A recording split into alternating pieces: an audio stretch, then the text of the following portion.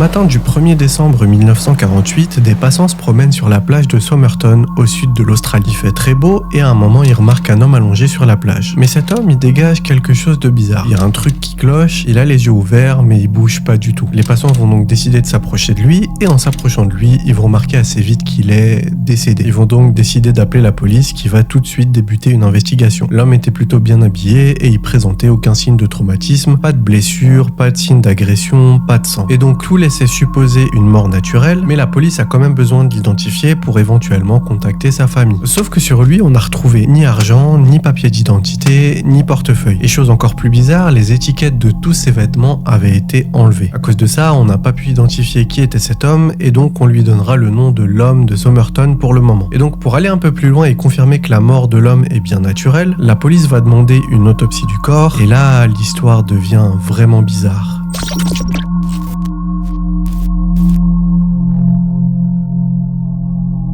À la suite de l'autopsie, on va apprendre que le corps de l'homme de Somerton n'a pas été déplacé après le décès. Ça veut dire que l'homme est mort sur place. Il avait également du sang dans l'estomac, ce qui peut suggérer la présence de poison dans son corps, et c'est ce qui a poussé les médecins à réaliser des tests supplémentaires. Et après ces tests, on s'est rendu compte qu'il n'y avait aucune trace de poison. On a donc supposé que c'était probablement des poisons qui ne laissent pas de traces une fois digérés. Les médecins ont ensuite découvert que l'homme de Somerton était mort d'une insuffisance cardiaque. Mais on n'a pas pu trouver de raison à cette insuffisance cardiaque. La théorie principale, c'est celle du poison, mais elle n'a pas pu être vérifiée comme on vient de l'expliquer. Plusieurs mois plus tard, une nouvelle fouille des affaires de l'homme de Somerton a été réalisée et elle a permis de découvrir une petite